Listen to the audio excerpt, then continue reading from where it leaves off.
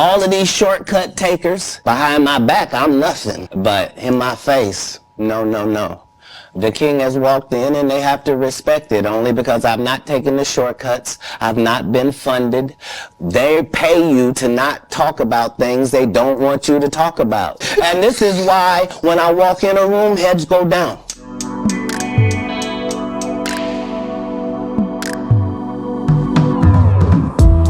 You know the type, you know the guy. As soon as you're close to erase all the lies, get him out your mind. That's when he finds you. Don't take it as a sign. You know he's lying, saying that he wants to be mine. Like we could be fine. Yeah, somehow he finds you. That's his trick. Say his name 3 times in a mirror and watch your self-respect just disappear overnight. Overnight. Thinking he's slick, putting in just enough words to make you think he deserves some of your time. Oh my, oh my. Even right in front of his eyes, he wouldn't recognize if it was love. If it was love. Even right in front of his eyes, he wouldn't recognize if it was love. If it was love.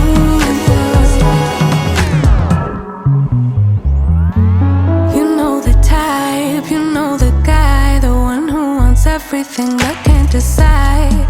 It's hello, then goodbye. Wish for everyone at the same time. He likes to chase, cause somehow it's safe. Never planning on actually staying.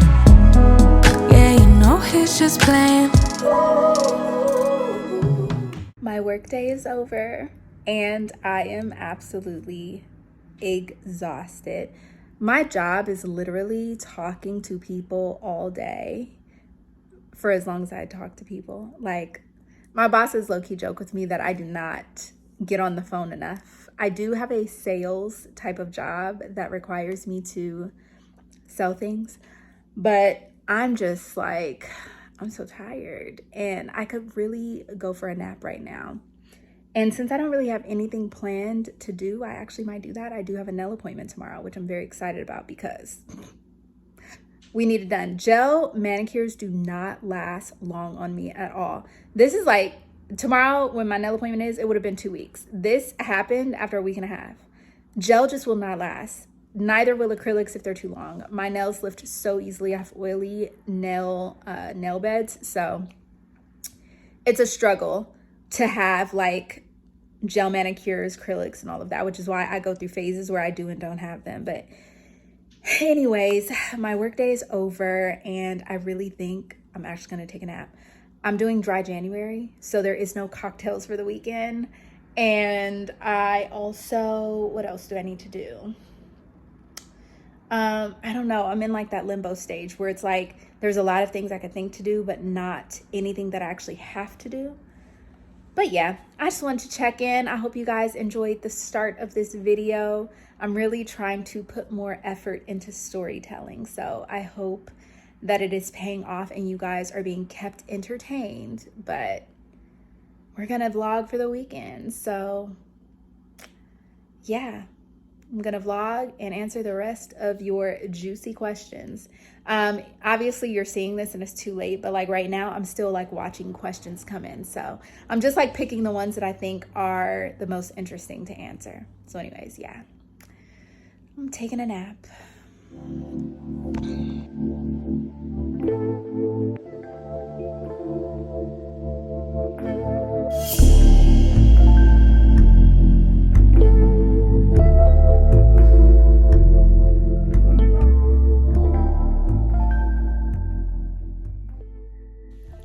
I probably slept for, I would say only like an hour, maybe an hour 15.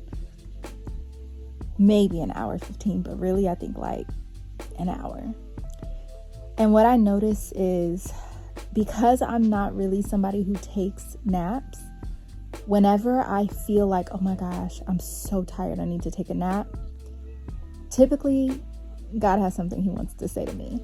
Because if you guys don't know, that's really how he communicates with me a lot. That's how I have these like full-blown conversations. And so whenever I'm pulled into a nap, I already know, oh, he wants to have a conversation with me. We have some things we need to talk about. So pulled into a conversation, and it's still kind of unfolding, but one thing that I really, really, really love about God is there is no such thing as a dumb question. And literally any question that you ask, he will answer. It doesn't matter how small it is.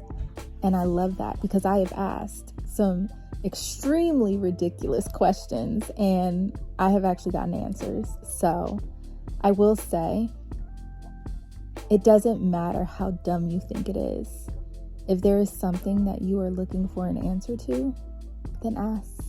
The only dumb question is the one that you don't ask. And it's even worse to be in ignorance because of something you're afraid to say or ask.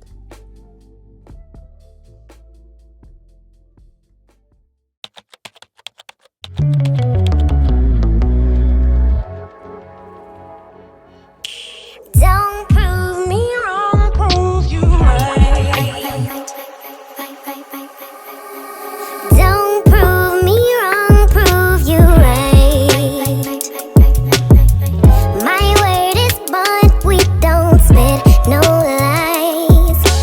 A daughter of the sunshine, but every blue moon I come alive at night. I like lace and I like braids, but I love my natural edges laid from the east side, building on the west coast. My high tolerance for pain don't mean I'ma take you. All them fake followers ain't gon' like your pics. I rep the water bearer sign, but all the elements live rent free in my mind. Moody.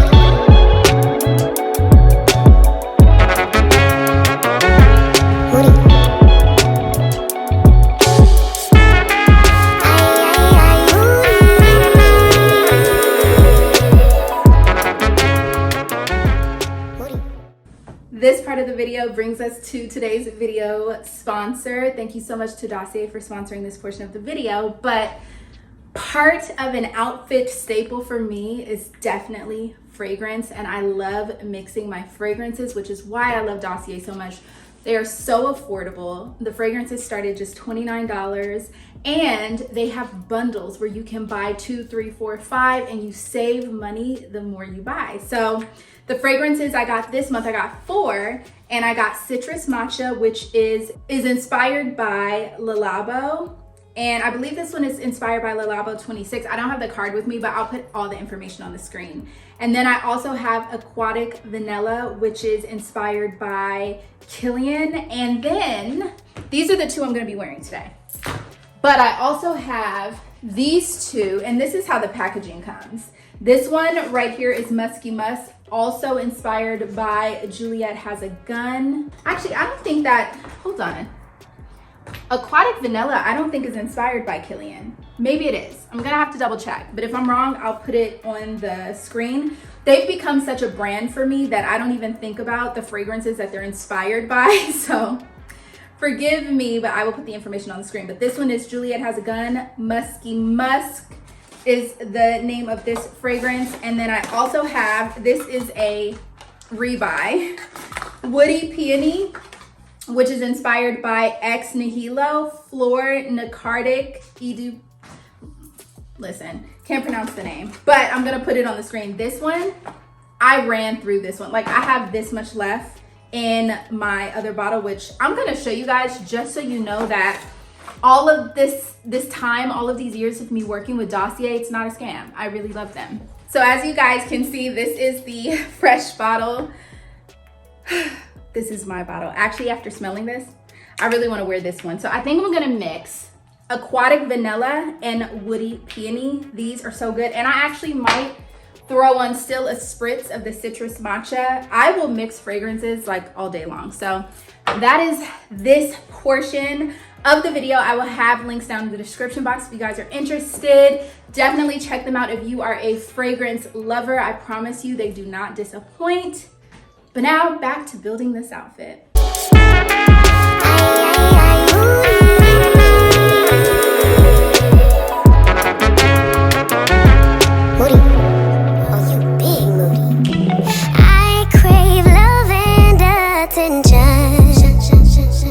But I keep everybody at a distance. If I build it, will y'all really come? About all these panties, but I really don't wear none. I like boys and I like girls, but I love my baby. Some may judge, but Emmanuel is still God within me. I don't drink liquor, but We are off to the farmer's market. Have my bag, which is a Free People bag. These are actually very handy for that. And then I need to get some coffee. And I only have an hour to get to the farmer's market, get coffee. And I think I'm parked in the garage. Yeah. So I only have an hour to get coffee, get a croissant, and then get to my nail appointment. Farmer's market. I think I could do it. We're gonna see. So to fit, okay, wait, hold on. hold on. Okay, to finish answering that question, my go-to pieces for a capsule wardrobe are also the pieces I pull for the most when I like don't know what to wear. And so that's what you saw, is basically a bodysuit jeans and either heels, sneakers, a really cute statement jacket if it's cold, or maybe a thinner jacket or thinner piece as my third piece if it's like a little bit warmer outside. So that's pretty much my go-to outfit template. And then no, I will never be blonde again. I will never ever be blonde again unless it is a weave or a wig, because it was so damaging to my hair. What I will say though is, because one of the other questions I got is what hair colors will I be trying out this year?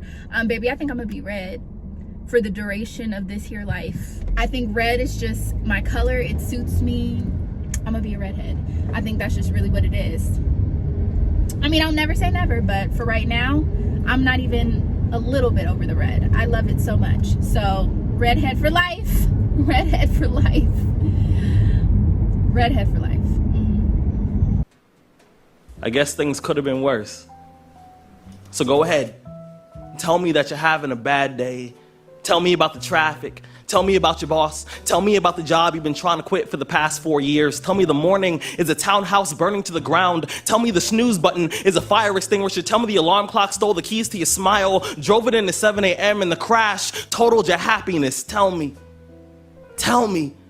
Tell me, how blessed are we to have tragedy so small it can fit on the tips of our tongues? Most people have no idea that tragedy and silence often have the exact same address. So when your day is a museum of disappointments, hanging from events that were outside of your control, when you find yourself flailing in an ocean of why is this happening to me, when it feels like your guardian angel put in this 2-week notice 2 months ago and just decided not to tell you, when it feels like God is a babysitter that's always on the phone, when you get punched in the esophagus by a fistful of life, remember that every year 2 million people die of dehydration, so it doesn't matter if the glass is half full or half empty, there's water in the cup. Sometimes you just gotta drink it and stop complaining. You see, muscle is created by repeatedly lifting things that have been designed to weigh us down. So when your shoulders feel heavy, you gotta stand up straight, you gotta lift your chin, you gotta call it exercise. Remember that life is a gym membership with a really complicated cancellation policy. Remember that you will survive. Remember, things could be worse. Remember, we are never given anything that we can't handle. When the world crumbles around you, sometimes you gotta look at the wreckage and then build a new one out of all the pieces that are still here. Remember that you are still here. The human heart, it beats approximately 4,000 times per hour,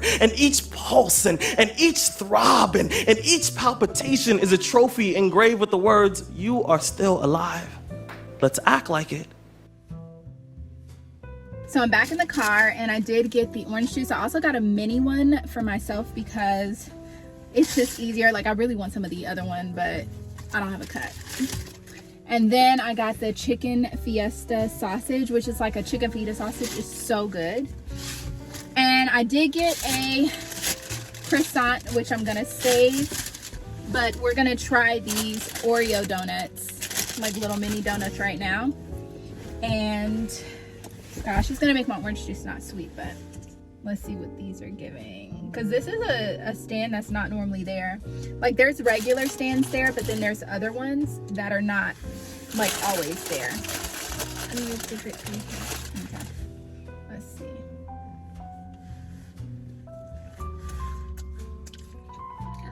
It's good. Like little mini tiny donuts.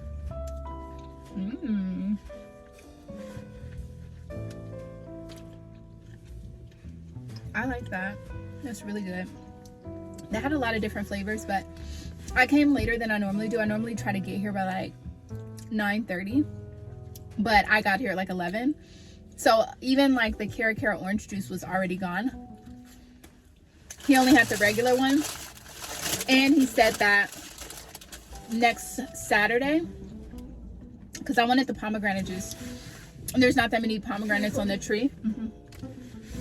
There's not that many pomegranates on the tree, so he told me if I wanted to get the pomegranate juice to get there early. So I definitely am. But okay, I need to find some coffee. Yeah, I need to find some coffee before my nail appointment. So bad things can literally happen at any time, but I guess it also depends on your perspective. Obviously, the word says that all things work together for the good of those who love the Lord and are called according to his purpose. I believe that's depending on the translation you read. And I think that life is full of good moments and bad moments. And I think the key to enjoying life is really living in the moment. And that really includes living in the good and the bad moments. If you focus on the right things, happiness is inevitable, but so is disappointment.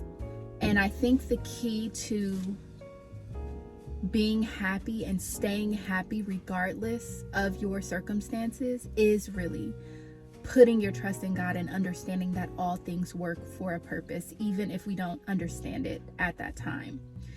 But when you spend a lot of your life worried about what could go wrong, worried about being disappointed, then you are literally robbing yourself of joy. And that's not how we were ever called to live. So if you are struggling with staying in happiness, and I know that sounds weird, but a lot of people struggle with this. A lot of people struggle with, they get happy, but then they become afraid and fearful of everything that can go wrong.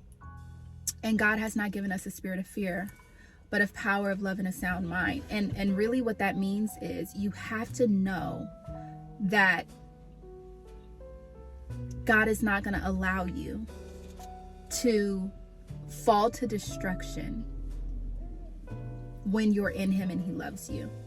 Doesn't mean that bad things won't happen, because being a Christian and having this walk and being a follower of Christ, like that, just, it doesn't mean perfection. It doesn't mean you're never going to be sad. It doesn't mean that everything is going to go perfect and everything is always going to work out. Actually, quite the opposite.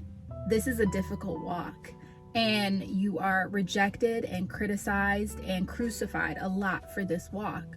And so, you know, I think the key thing to remember is that in this walk, there's grace, favor, and mercy.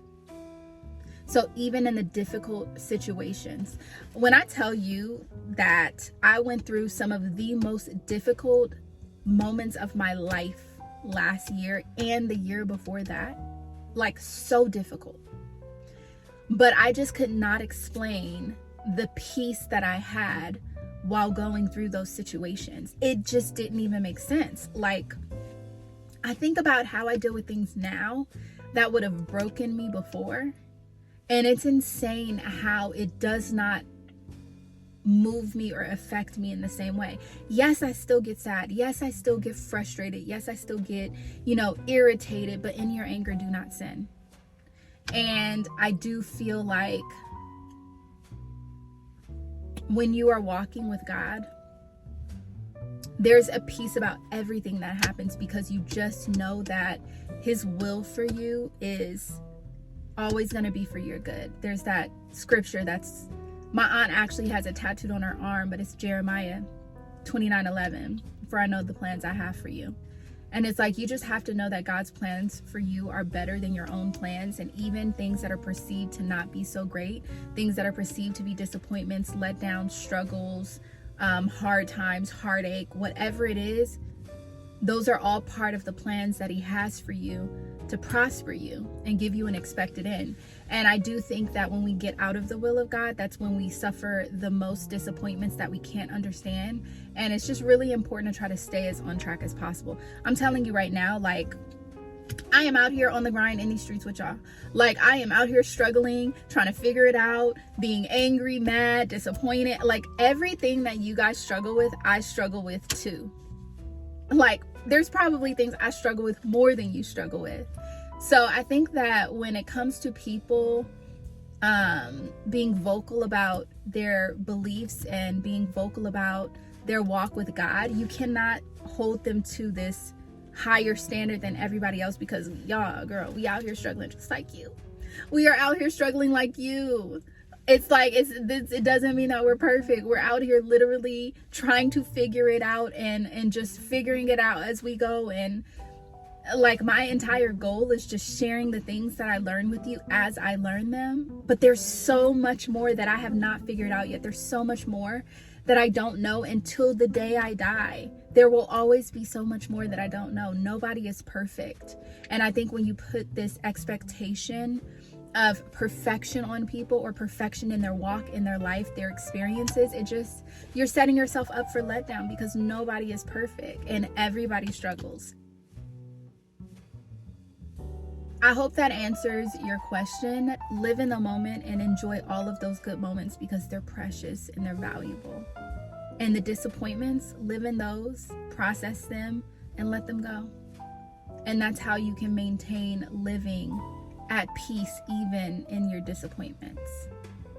So yeah, now I gotta try and go find coffee, because my nail appointment is in, dun, dun, dun, dun. Let's see how long. I hope not now. 15 minutes. So I gotta try to find coffee and get to my nail appointment in 15 minutes. Luckily, I'm like 2 minutes down the street from where my nail appointment is. But I was really trying to avoid going to Starbucks, and it's starting to look like I might end up at Starbucks. Yay. So you're saying yay, but I don't want Starbucks. So let me see what I can do as far as like this coffee goes. And then I don't know what else I'm gonna do with the rest of my day, but you guys will come along with me and we'll see. Wait, can we go thrifting? Thrifting? I don't know if I'm in the mood to thrift.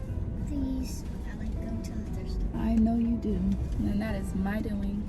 So I'm at the nail shop. I have 8 minutes to spare. I'm gonna get my coffee afterwards because I don't want to be late. I think that would be rude, and they're very specific about how the appointments are made. So yeah, I don't want to risk it.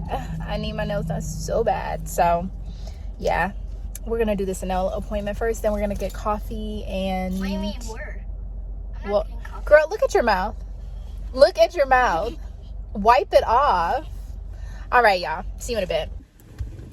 So I guess we are not getting our nails done. So I didn't notice this personally on their policy, but they said something about you can't have extra guests in the waiting area when you make a nail appointment, which the excuse she gave was kind of bogus. She said, oh, because we work with a lot of chemicals and it's dangerous. But the thing is I'm there and you're working on my nails. So what about me? And so I'm just like, I'm sitting there like, she's a kid. You're kidding, right?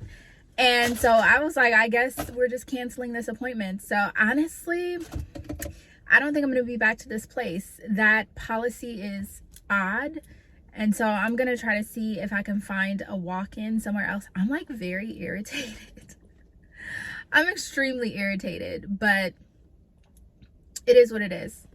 Their policy, I can't control it. So yeah, nails looking janky. They lasted a week and a half, so it wasn't even like I found the best nail person I ever found. Not to mention, I was sitting there waiting for a solid 10 minutes before she said anything. Like the second I walked in with my daughter, they should have asked me. But the fact that she let me sit there for 10 minutes and didn't say a word is interesting. Okay, I found a nail shop that can take me in 10 minutes. So unfortunately, I'm gonna stop at Starbucks here first, and then we'll head over. At the next stop sign, turn left. And this place actually had better reviews, so we'll see. I just need my nails done, okay? I just need my nails done. I cannot believe that. Like, that's just so odd. I don't know. I've never really heard anything like that before, but I mean, I can understand if your kid's bad or small or whatever, but like, that's just so weird to me.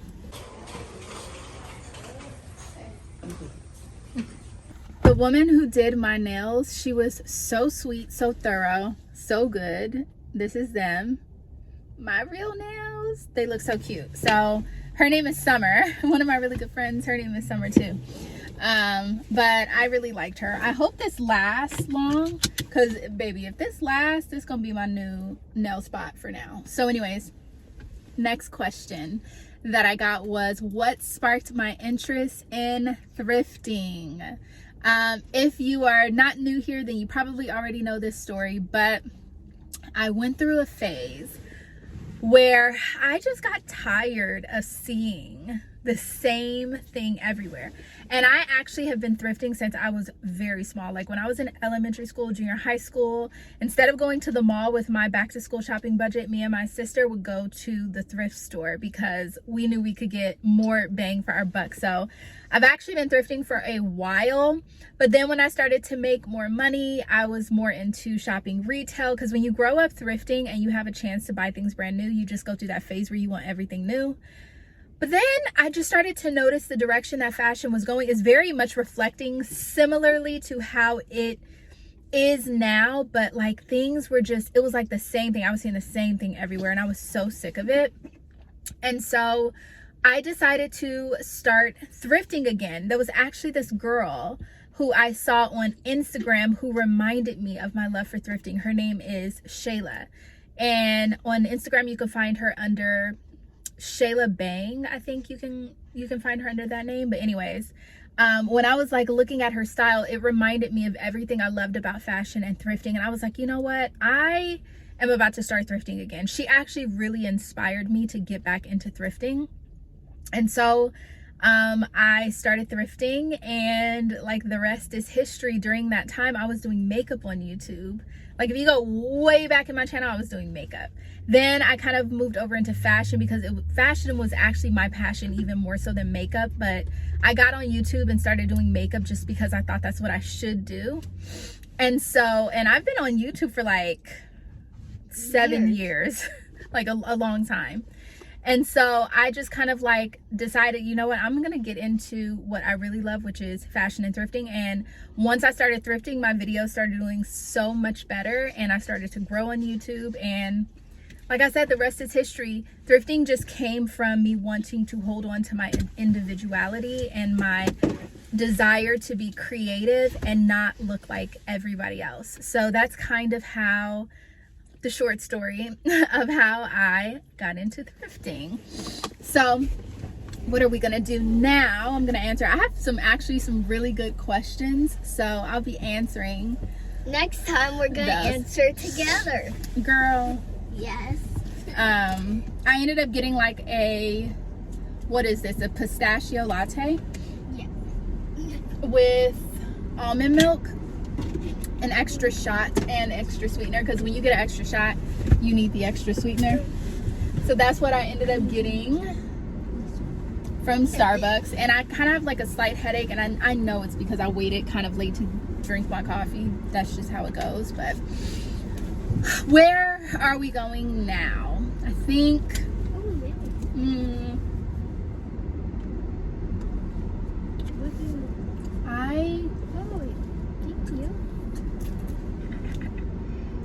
kind of I don't know, like I kind of want to get some more bodysuits from the mall at H&M and kind of just, but I don't need.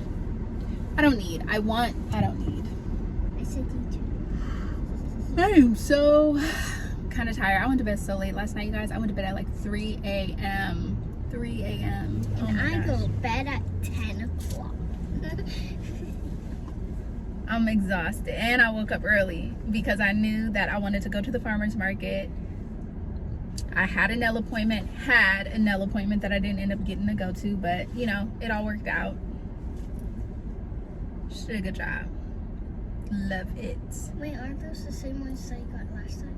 Yeah, I like getting a French tip just because it goes with everything. Gosh, what do I want to do next? I don't know. Let me figure it out, and I will come back to you. I ended up at the mall. I'm just terrible.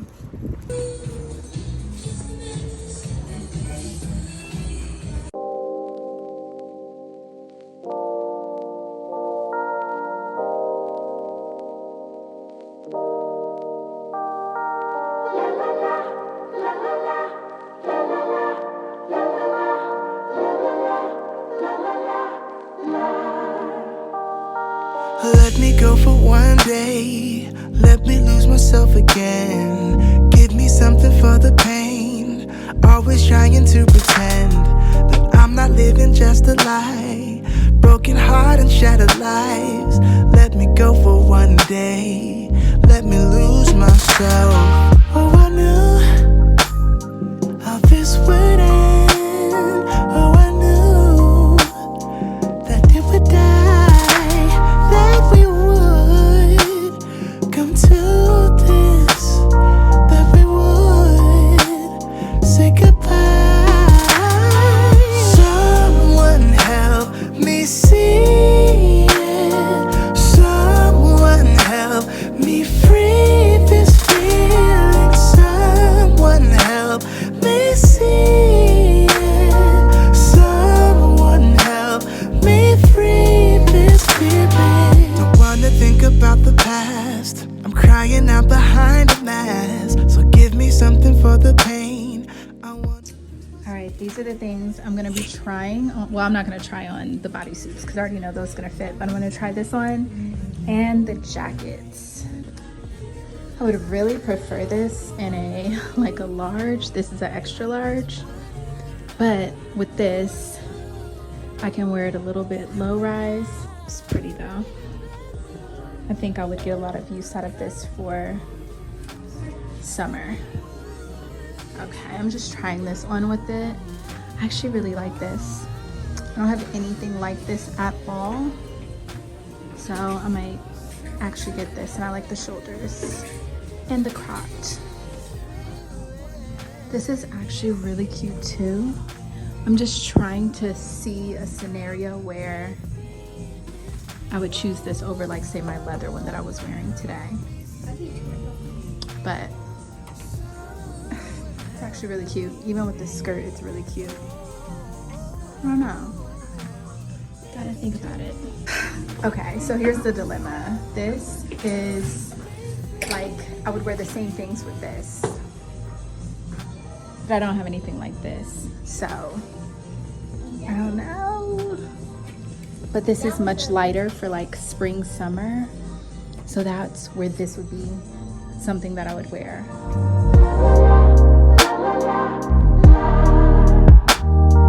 Someone now help me see it. Oh. Okay, this is a medium that I was able to find the fit is completely different. Like the other one's floor length, this one is not. I'm like so torn because I would wear them 2 different ways. I just really like the way this one fits better. So I'm gonna get this one. Okay, haul time. I'm gonna show you guys what I ended up getting. I did, of course, get the cream boucle like bomber because I have like nothing like this. I don't have anything in this color, anything in, well, I have a lot of different like bomber style jackets, but the only bomber style jacket I have that would be similar to this is my opening ceremony one that's leather, but this one's cropped and that one's not. That one is more of an oversized fit. I also got some drawers. They were on sale. Why not? I got the olive green high neck body because I will definitely wear that a lot. I also got the kind of like mock neck turtleneck body. And then I got the long black satin skirt. And I got it in an extra large because I just loved the fit. Even though the medium was probably my actual size, I liked the length and the flowiness that the extra large gave. So that was my little haul, and that was what I got. I'm actually proud of me because like I really wanted to get that black jacket, but I just can think of so many other jackets I have that even though not the same style will definitely serve the same purpose, so it just felt a little bit redundant. One question I got asked a lot, and I have been getting asked this question so much, is how did I lose weight? And the answer is not what you guys think. So I've actually lost over 30 pounds. And the way that I did it, honestly, with no exercise whatsoever, because it's not from working out, it was fasting. Now, here's what I started to notice. Like, as I was starting to heal and like work on the things that I needed to heal from, I was being called into like fast after fast after fast. And the fasts, they varied. It wasn't always no food. Sometimes it was just fasting from certain things, or fasting for a certain set amount of hours, or fasting from like a particular thing. But what I did notice is as I started to fast, I just started to like drop weight very quickly. And so like an example would be, I did like a 3-day fast where I only had like maybe 2 or 3 fruit smoothies a day. And I'm talking like the kind from like Pressed Juicery. I would like drink those. That fast was like actually pretty hard. So that was like one type of fast that I did. Another would be like I ate once a day and fasted like all the other hours. Another type of fast I did was just fasting from meat for a particular set period of time. The first time I actually really started fasting, which I didn't realize that's what I was doing, is I fasted from meat for 6 years. Like I didn't have meat. I was plant-based, no dairy, no any of that for 6 years.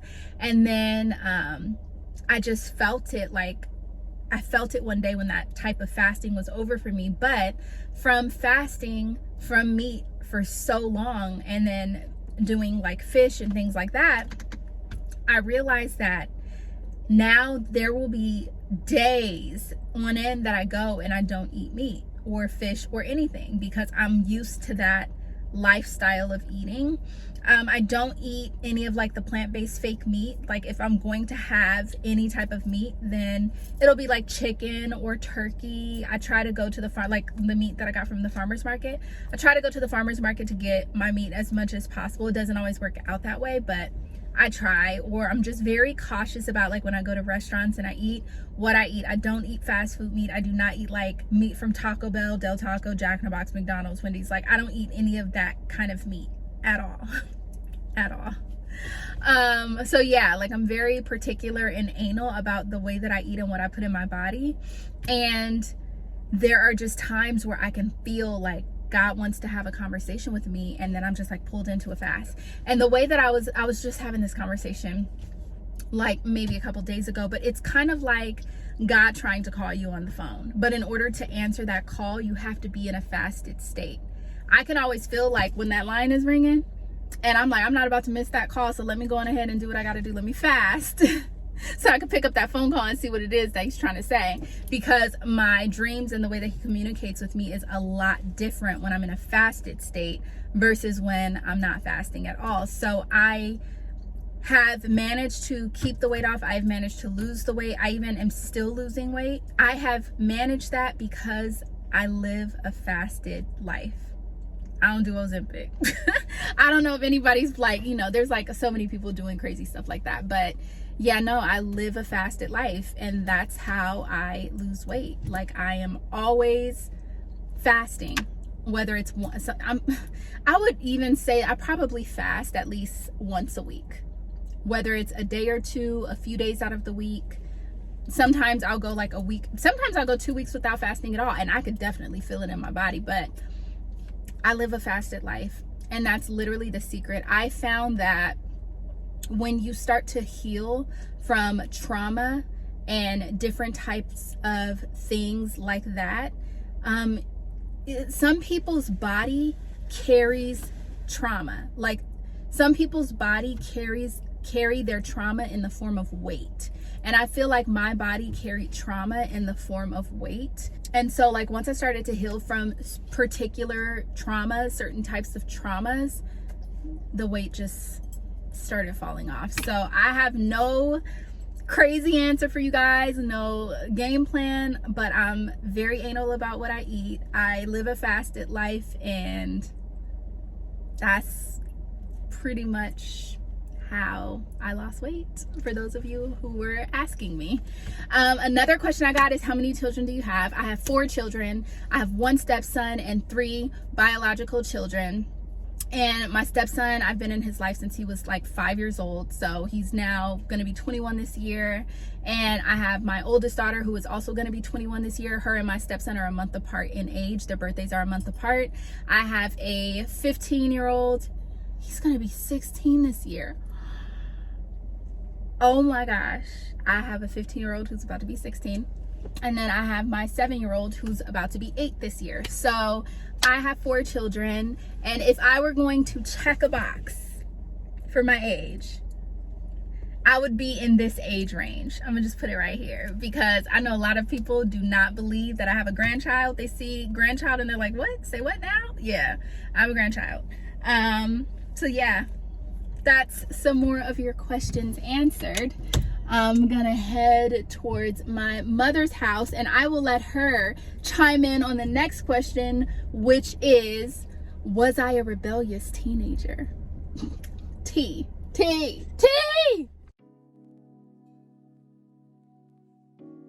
While we're waiting, I'm gonna let my mom, chime in on the rebellious teenager aspect, but I just wanted to answer a couple more questions. Why does this looks a little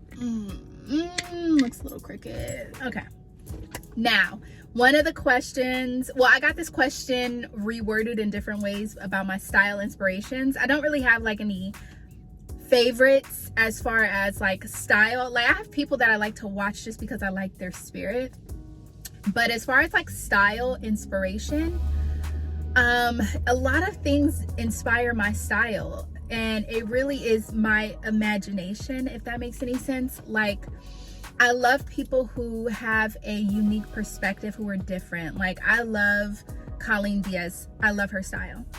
I think it's very unique and very much specific to her. There are aspects of her style that's similar to like what I like, but I like her style because it's her, not because it's me.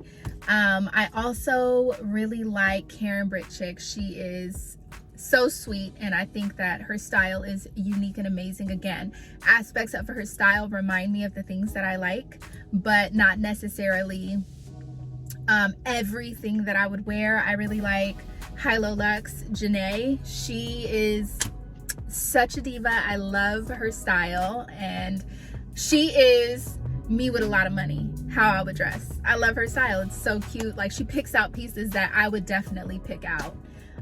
Who else do I really like? It's just a lot of like, and a lot of people that I like are just not even influencers. I just feel like when it comes to style, I get inspired by old TV shows. I get inspired by going on Pinterest and watching, like, more recently I've found myself gravitating to Mary-Kate and Ashley Olsen's style circa 2000-ish, and I feel like their style is pretty timeless. A lot of the pictures that are from 10 years ago are things that they could definitely wear now and it would just fit right in, but I find myself being inspired by older things versus newer things. I'm so inspired when it comes to like vintage and antiques and things like that. Going into the thrift store, just seeing something really unique and amazing will inspire me. So I don't necessarily, this is leading into another question about what inspires my outfits and what I pick when I'm thrifting. It's really like, I'm probably one of the few people who go into the thrift store and I'm really not searching for anything specific.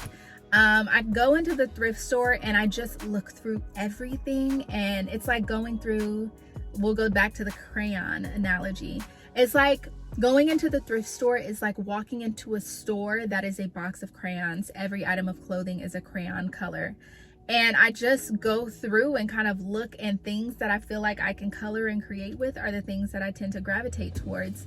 And sometimes those things are inspired by fashion shows that I might have watched recently, or an old school show that I might have watched, or an outfit that I saw and I'm like, oh, I really like this aspect of it, and so I find something like that in the thrift. Like, it's really fully inspired by my imagination and whatever I am like drawn to. So it's not like I go in with a mood board, so to speak, in mind. Anytime I've ever had to film videos where it's like, oh, thrifting my Pinterest inspiration, or thrifting fashion trends, or like, those videos are so difficult for me to film because my mind just be all over the place, girl. Like, it's not anything specific that I'm ever really looking for, and I will go in there thinking, oh yeah, we about to, you know, we're gonna thrift the trends, and then everything I be picking out is not a trend, or not anything that's on that list that I'm supposed to be looking at, but it's something that I love. So I would say that, and this is like as humbly as I can say it, but I am my own muse. I dress and do fashion the way that I feel in that moment, and that's really what it is. And there are little aspects of things that I see other people's style or their vision that I kind of like pick up here and there, but it's always going to be made my own when it hits my body in my closet. So that is the answer to that question. There's actually some really good questions. Hold on, let me look at some of the other questions and let's answer a few more before I go in here and let my mom roast me.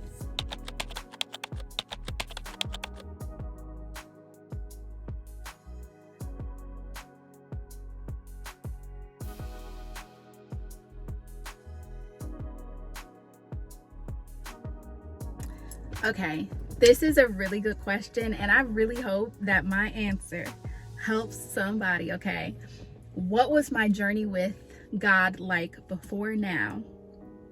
And what would I tell young Jill? Okay, so before now, my journey with, like, I grew up in church, okay? I grew up having to go to church every Sunday, Bible study every Wednesday, convocation church every single day for a week, like a couple times a year, having the anniversary services every single week, once a year, like going to Sunday school, then going to regular morning service, then going to afternoon service, then going to night service, and then, you know, going to every other church's anniversary service that was in the network of our church in LA. Like, I grew up in church all the time. Okay, just to put it into perspective for you. I know, you know, I'm not just out here winging it, okay? But one of the things that I will say is, as much time as I spent in church, all that showed me from then to now is how important it is to know God for yourself, okay? Know God for yourself, because when you know God for yourself, nobody can tell you anything that's just gonna fly with you. Like, your discernment comes, it like goes to level 1000 when you know God for yourself, and then you're watching other people talk about the character of God, because like the way that I know God's nature and character now versus how I used to made it really easy to be tossed to and fro by the wind of just different doctrines. And my relationship with God and just being in church growing up was actually scary for me. If you guys are not familiar with anything about me or my story growing up, like I saw my first demon, okay? My first physical manifestation of a demon standing right in front of me when I was about 2 years old.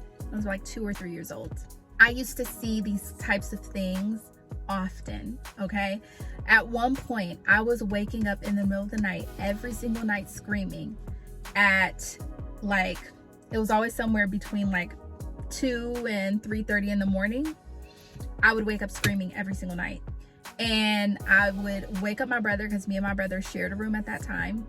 And he would just wake up and start screaming too, because I was screaming. He didn't know why I was screaming. Actually, I low-key, I want to ask him this, but I used to always think he was screaming because I was screaming. And I never really asked him if he saw what I saw, and that's why he was screaming too. But I would just wake up the whole entire house screaming at the top of my lungs because there was something hovering above me or standing in the corner of my room or next to my bed or something. And it wasn't like sleep paralysis. I've experienced that too, and a lot of people like to call that, like, there's a lot of theories behind that, but don't believe the hype. All of that is spiritual warfare. But it wasn't like, oh, I'm sleeping, I can't move. No, like, I'm fully up in the middle of the night, I'm up, like, I'm not asleep, I'm not even being held down, but I'm looking at the thing right there. And I have seen several different types of manifestations of these things. Like, they don't all look alike. So when I tell you that the spiritual realm is just as alive as our realm is, I'm not saying that from anything but experience. I have seen so many different kinds of things. It's like being here and seeing a lot of different types of animals. A lot of those things, they look different, okay? I remember seeing something that was very, very tall. It was probably about 8 or 9 feet tall, standing in the corner of my room. Very, very slim, very tall, black, dark silhouette of a person just standing there. And it was crouching in the corner of my room. I thought it was a pile of clothes.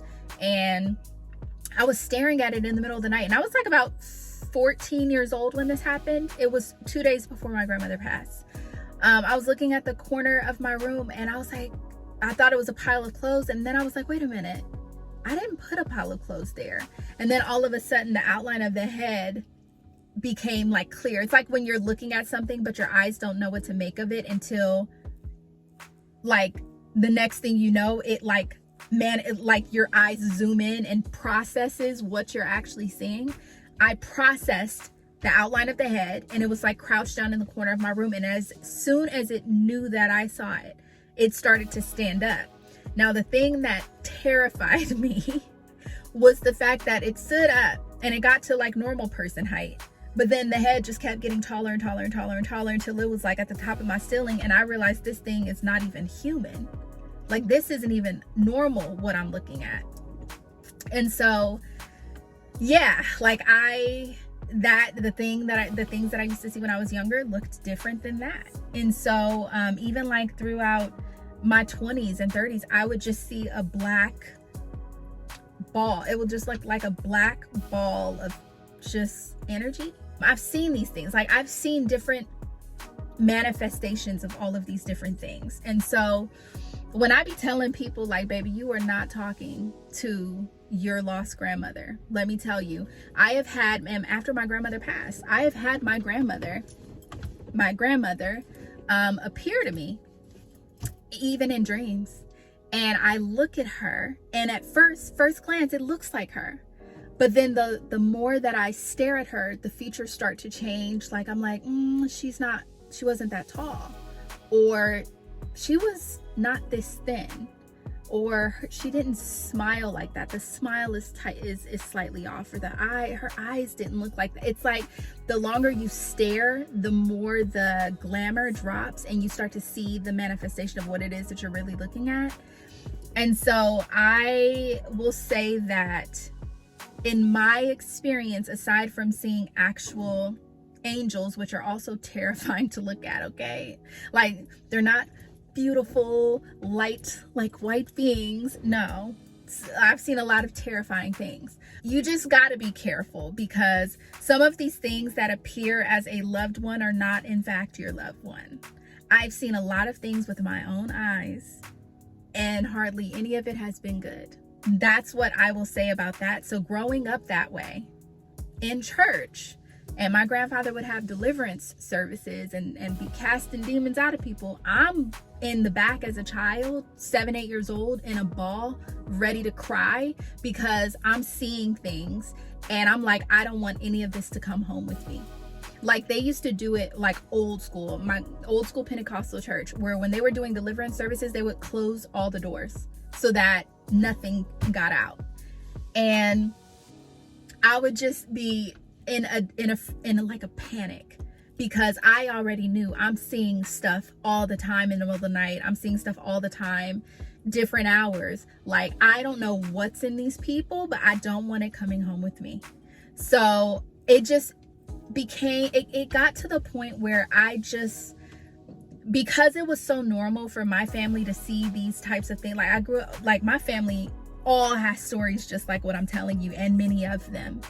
And it was just so normal for them to see these types of things that nobody as a child explained to me what I was seeing or why. I got the, recite the scripture, put this Bible scripture there, do that, and then it'll stop. And it did. Psalms 91 was the anthem, the verse anthem of my life. I would go to friends' houses to sleep over, and I would bring my Bible and open it up somewhere next to the bed, because I'm like, listen, like, I know I'm at your house, I don't know what's here, but I need my Bible open to this scripture before we go to bed, because it was the only way that nothing appeared or manifested in my room. You know, nobody explained to me what I was seeing, why I was seeing it, how I was seeing it. They did not explain to me my gift, the fact that I was a seer. Like, nobody explained this stuff to me as much as I grew up in church. Nobody explained this stuff to me. I went through an entire phase, like, when I got to elementary school and junior high school, and I was talking about these things that I saw, I didn't understand this wasn't normal. And so I was constantly, like, made to feel weird, or like, what's wrong with her? Like, no, like, what are you talking? Like, I was constantly made to feel weird for what I saw, or just kind of knowing things, or like being able to see things about people that they didn't want me to see about them, but I had no control over it. And I gotta say, like, if we're really being honest, a lot of my childhood, I would say, after I went through a couple different phases where I was just in all out rebellion. Like, I just did everything that I could to not see. And I remember praying repeatedly, like begging God to take this gift away, because I just didn't want it. Like, it was too heavy for me. And I just remember a majority of my childhood, I was always in fear. I was always scared, because I never knew what I was going to see. And I was always extremely apprehensive going into unfamiliar environments, because it's like, okay, now I'm entering into some new person's house or some new environment, and I have no idea what I'm going to see. And it was just terrifying for me. And so I think that it was the grace of God that I went through a phase where I didn't see as much. And then, you know, God will only let you run for so long. And so that gift started coming back slowly but surely. And I started to see more. And then I went into a different type of rebellion, where it was like, I just had no patience for people. Okay? Yeah, I had no patience for people. I could see the struggle, but I wasn't using my discernment, because I had locked down that part of my gift, that, like, discerning of spirits. I wanted no parts, because I just felt like it was too, like, the stuff that people deals with, like, you just have no idea what somebody is struggling with or what they're going through. And some people who look completely normal to you, the weight of what they're carrying is so heavy and devastating and traumatic that as a stranger and being able to see certain things, it's just not easy. And so I would see people acting a certain way and I'd be like, don't want to deal with you, not dealing with you, not dealing with you, not dealing with you. And I went through a phase where I was very hard to get to know, because I just was like, if you had anything attached to you, stay away from me, because I don't need to take anything home.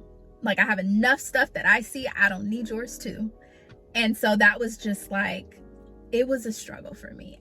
I'm at so much more peace now because I just completely surrendered, gave God my yes, and said, listen, even if what I see terrifies me, I know that you're going to talk me through it and give me revelation about what this is that is going on. Because when it happened about 2 years ago, like, when my eyes just opened and everybody around me just started to look different, and I was like, ooh. I felt like it was me. Like, no, this is me. I must be tripping. Like, I'm tripping. This is not what I know about this person. I'm tripping. And it was just like, nope, not tripping. Like, it was just playing out in different ways. And I'm gonna tell you something, when you get into a situation where you start wondering if you're the one who's tripping, the best thing you could do is close your mouth and just listen and watch, because eventually you will see whether or not it's you that's tripping.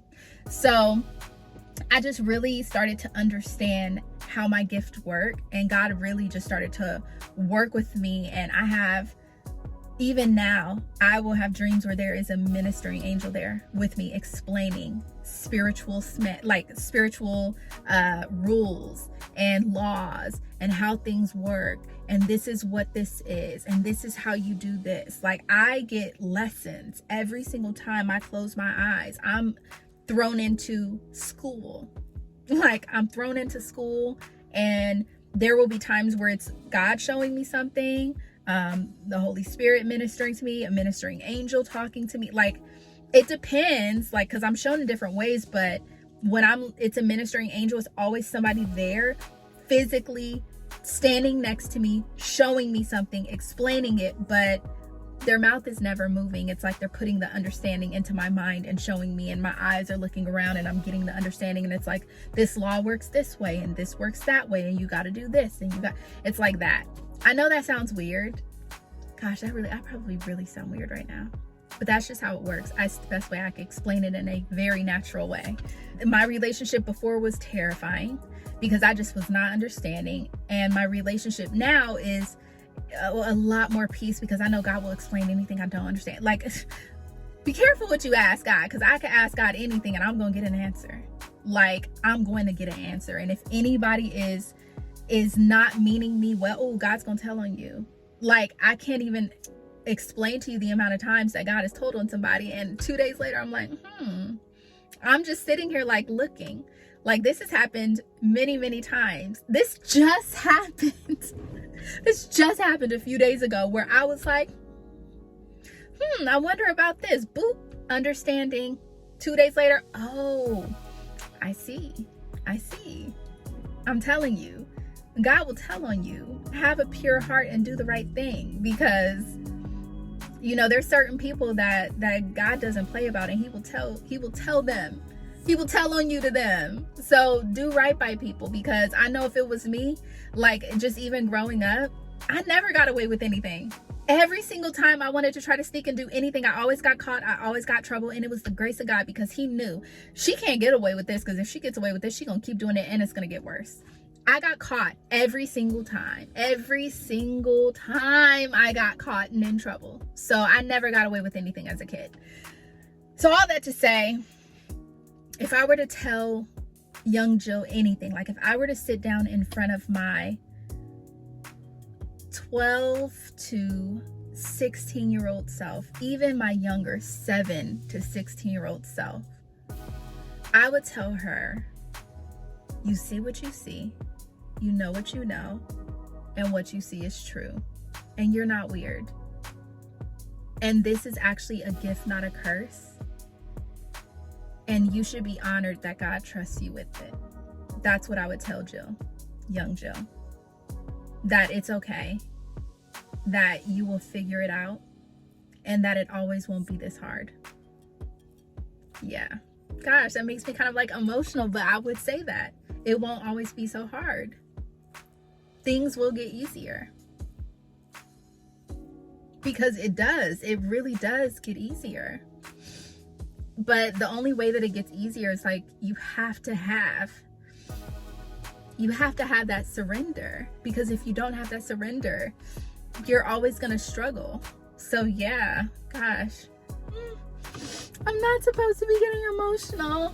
But anyway, yeah, that's that question. I hope that helps, because I just now, like when it comes to my kids, I explain everything spiritual to them, because I know how hard I struggled and how crazy I almost thought that I was. Like, I really think that people who deal with like mental health, and even some people who are in these institutions, like, people have them pegged and tagged as crazy, and these people are not crazy. They just have a gift that they don't know what to do with, or how to handle, or how to process it.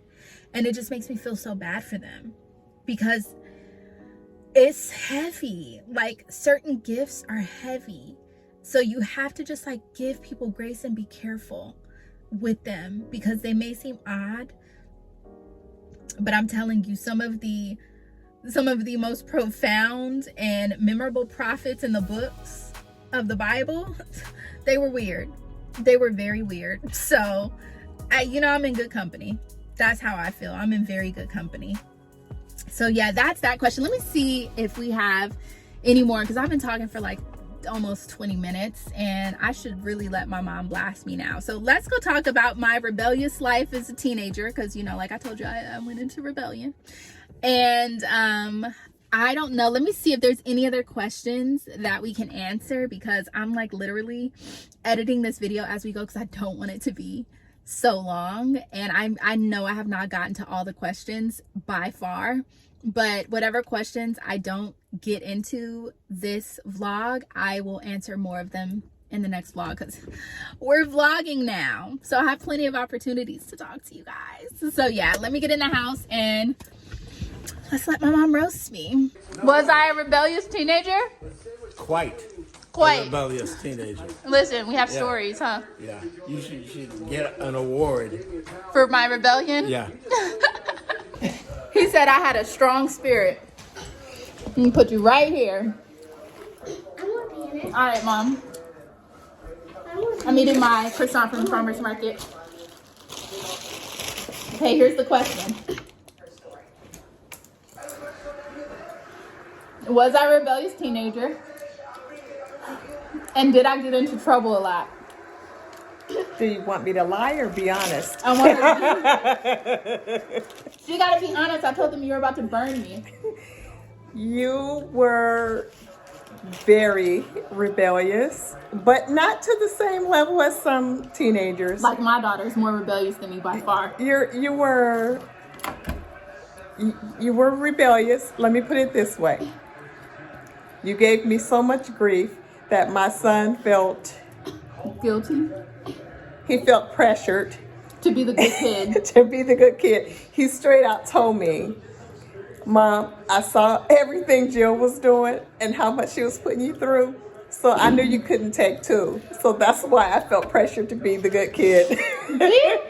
Let's put it this way. Let's finish this before my mom's oldest granddaughter gets here. My granddaughter? My daughter? Your sister? Yeah. Okay, so here's the thing.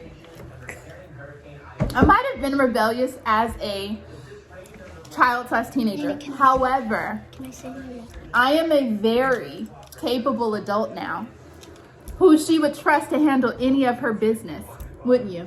And that's true. I'm glad it's so funny because she was so rebellious back then. I was like, oh my God, are we ever going to get past this? Ever. But now, she's so cool to hang out with. I am cool. I'm her homegirl. I'm your little friend now. I actually love hanging out with her, and if too much time go in between, then she knows I'm on the phone. Where you at? Case in point, I'll insert the text message she sent me today. Which I didn't say that. I don't know where she got that from. But here I am. So, but it's okay. She loves me. Long story short, if you were dealing with a rebellious child, It gets better. it gets better. I'm telling myself that as I go through my teenage daughter's rebellion years. But no, not you. Oh Lord, you better not put me through it. You better not. I definitely won't. I definitely won't. I'm gonna hold you to that. I have it on camera that you said that. So yes, I was quite the interesting child. Wait. I was bossy, Very, demanding. very. I would spend 30 minutes trying to convince her to do things that I wanted. And she would have nerve to argue her point, and then I would have to actually listen to her point. Because it Sometimes made actually sense. made sense. Listen, I told her in another life she was an attorney. I could have been a lawyer. I can make anything make sense. Not anything, but if it actually did make sense. So my siblings would send me in to convince them of things because they knew that I would argue it properly. But yeah, you know, now if she has an issue with anybody or a company, she'll put me on the phone with them and say, here, can you call them? I want a credit. And that's me. So, you know, I wasn't always this refined. I had my moments. Put my mom through it. I hope not. But yeah, you heard it from the horse's mouth. I definitely will. She was, I she was definitely the rebellious one. I was a piece of work. Yeah. But you know. But it's so funny because I always say, not only. Sorry. Go ahead. I always say, not only did she make it through, I made it through those years. She made it through. She survived. Surviving Jillian. Right. She survived me. I survived her. Yeah. So, you know, there's your answer. Now I got to go through the questions and see what else y'all asked.